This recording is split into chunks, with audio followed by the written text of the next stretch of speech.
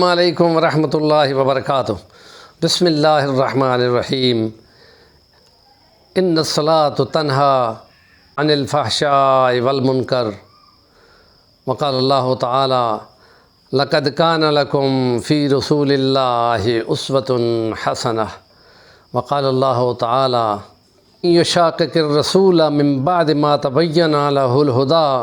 وَيَتَّبِعْ غَيْرَ سَبِيلِ الْمُؤْمِنِينَ نُوَلِّهِ مَا تَوَلَّى وَنُصْلِهِ جَهَنَّمَ۔ صدق اللہ العظیم۔ سیرت نبوی صلی اللہ علیہ وسلم معیار ہے، نمونہ ہے، اور اس میں نبی پاک صلی اللہ علیہ وسلم نے نماز کے بارے میں یہ فرما دیا کہ ایسی نماز کو قائم کرو جیسی مجھ کو دیکھتے ہو کہ میں قائم کر رہا ہوں۔ اگر اس میں کوئی نقص ہوا تو بے شک 60 سے 70 سال نماز پڑھتے رہو، نماز قبول نہیں ہوگی۔ اور پھر تزکیہ نفوس اور حکمت و دانائی، یہ دونوں کام بھی پیغمبر کے ذمے تھے، اور اس کے لیے یہ آیت جو ہے کہ نماز برائیوں سے روکتی ہے، اور یہ کہ نبی کی اتباع نمونہ ہے، مثال ہے، اور اس کے لیے آپ کے جو سبیل المومنین میں صحابہ ہیں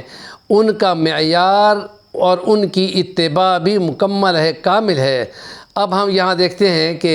حضرت عبداللہ ابن عمر رضی اللہ عنہما فرماتے ہیں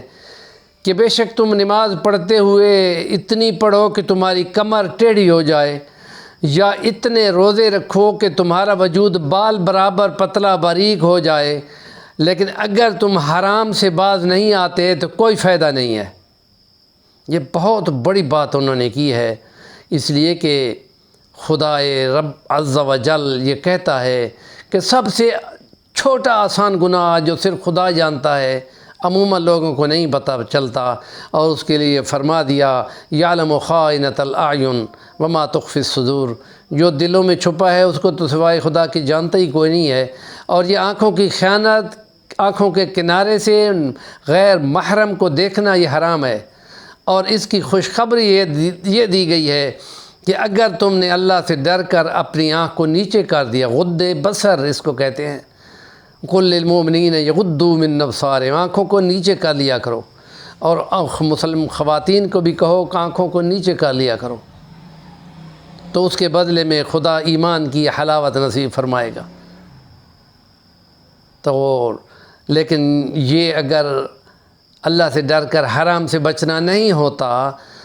تو پھر وہ فرماتے ہیں کہ پھر بے شک جتنی چاہے نمازیں پڑھو، جتنے چاہے نفل پڑھو،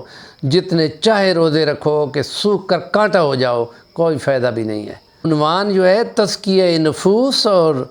حکمت و دانائی کا خاص حصہ ہیں، جو نبی پاک صلی اللہ علیہ وسلم کے 4 فرضوں میں سے 2 فرض ہیں۔